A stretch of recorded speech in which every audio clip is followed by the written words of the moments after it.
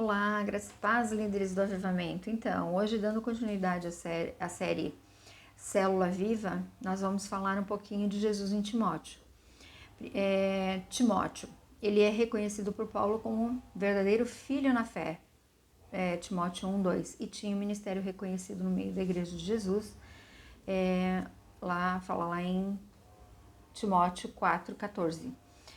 Ele era filho de um grego, sua mãe era judia e provavelmente sua mãe e sua avó se converteram na primeira viagem de Paulo missionária na região, e já na segunda viagem missionária perceberam as qualificações de Timóteo e percebeu a qualificação de Timóteo e acabou trazendo Timóteo para junto de si nas suas viagens, e Timóteo com ele cresceu e desenvolveu muito, aos pés de Paulo. Então, nesse livro, Paulo alerta Timóteo sobre as falsas doutrinas, também o instrui sobre diversos assuntos como a importância e a necessidade da oração, adoração, mostrando que Cristo é o nosso mediador diante de Deus, para com Deus, e o reconhecimento das características de um supervisor para a igreja, o auxílio e a responsabilidade dos irmãos com os idosos, com as viúvas e servos. Jesus, quando a Bíblia fala de Jesus, na Bíblia ele está se referindo à sua humanidade, ou seja, uma pessoa que tem genealogia, filho de uma virgem, nascido em Belém, que viveu em Nazaré. E o que mais você falaria sobre Jesus, sobre essa pessoa, sobre a pessoa de Jesus? Jesus, Cristo ou Messias? A palavra Cristo em grego é o mesmo que Messias em hebraico. Saindo de Jericó, Bartimeu clama pelo filho de Davi. Marcos 10, 46, 47. Mateus 21, 9. A multidão clamava Hosana, o filho de Davi. É uma forma de reconhecimento, de reconhecer o Messias, Jesus como Messias. Jesus veio em forma de servo, Isaías 53, mas virá, quando ele vai voltar, virá em glória. Mateus 25, 31. Jesus é designado nos evangelhos como sendo o Messias prometido já lá no Antigo Testamento, que viria da descendência, da linhagem de Davi. Filho de Davi, filho de Abraão, Mateus 1 fala sobre isso. Jesus, assim como Davi, era rei, mas só que o reinado de Jesus ele não terá fim. Ele é o Rei dos Reis, o Senhor dos Senhores. A Bíblia também fala de Jesus como sendo o Salvador. Jesus perdoa pecados, Mateus 9:2, 1 Timóteo 1:15, fala de Jesus como aquele que pode perdoar pecados, Quem eu era, quem você era antes de conhecer Jesus, antes de ter sido alcançado por Ele e perdoado por Ele. Colossenses 1:21 e Efésios 2:12. Colossenses 1:21 fala: há bem pouco tempo, sendo vós alheios a Deus e inimigos pelos vossos pecados e obras más. Nós éramos inimigos de Deus, Era inimizade deliberada e propositada. Estávamos corrompidos. E por estar corrompido, dificultava, a reconciliação com Deus. O pecado corrompeu e perverteu tanto os poderes morais quanto intelectuais. E assim todo homem está disposto contra o seu Criador. Então, estávamos desgarrados, não tínhamos esperança de perdão dos nossos pecados, nós não tínhamos esperança de ressurreição e imortalidade da imortalidade da alma. Estávamos sem Deus no mundo e estávamos vivendo num estado deplorável.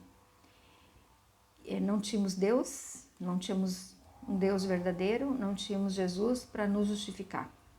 Assim que nós andávamos antes de receber Jesus como nosso Salvador. Por isso nós precisamos anunciar Jesus. Hoje que nós recebemos Jesus como nosso Senhor e Salvador, precisamos anunciá-lo àqueles que estão perdidos. Eu estava perdida, eu precisei que alguém me falasse desse amor de Deus e que havia solução para a minha vida. Jesus, então, ele é o Salvador, mas ele também é Senhor.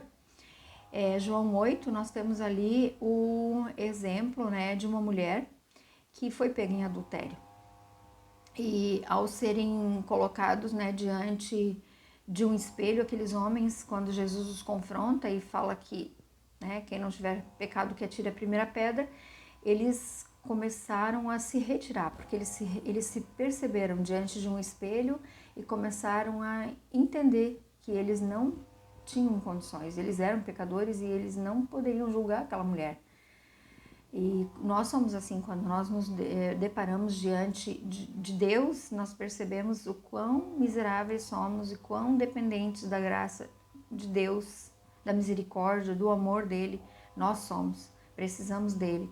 E esses homens, então, eles foram se retirando um a um, porque eles perceberam que eles não tinham condições de matar aquela mulher, porque essa era a lei, ela iria ser apedrejada até a morte. Mas Jesus, ele não disse para aquela mulher continuar a vida dela, porque na verdade todos somos pecadores, vai, fica de boa.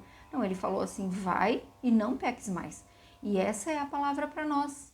Nós precisamos ir e não pecar mais. Nós não podemos viver, andar no pecado. Se nós temos Jesus como Senhor da nossa vida, nós já não podemos mais viver no pecado.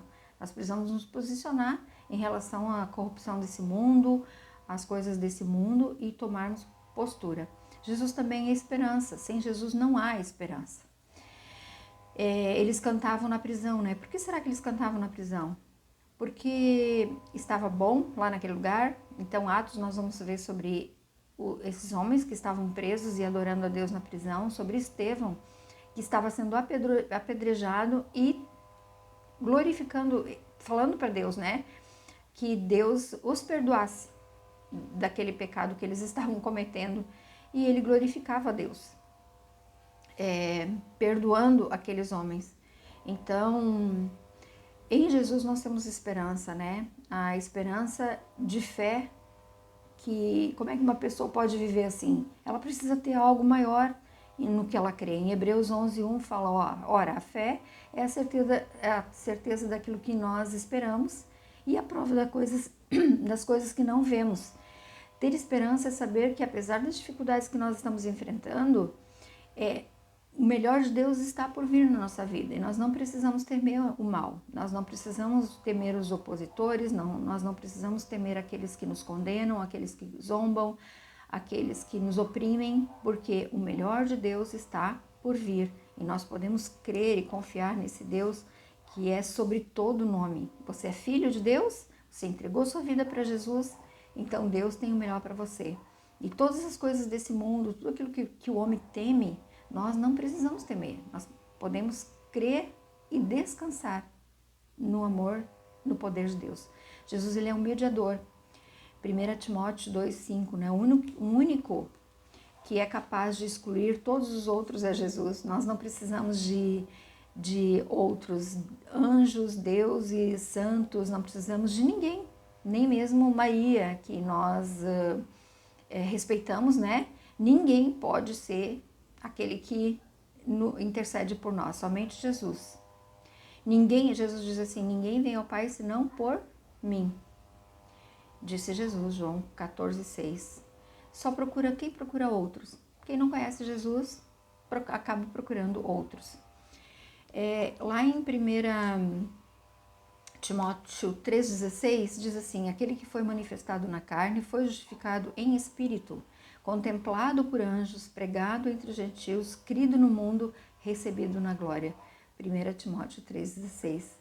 Jesus, ele venceu todos os obstáculos, né? Subjugou a obediência da fé àqueles que pareciam ser totalmente incapazes de serem domados. Nós éramos incapazes de ser. Quem poderia me domar? Quem poderia te domar? Somente Jesus.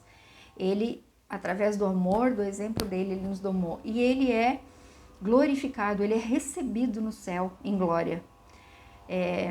Os anjos o recebem lá. Todo joelho se dobrará diante dele. A igreja de Jesus, a igreja do Deus vivo, é coluna e baluarte da verdade. 1 Timóteo 3,15 celebra, honra e glorifica ao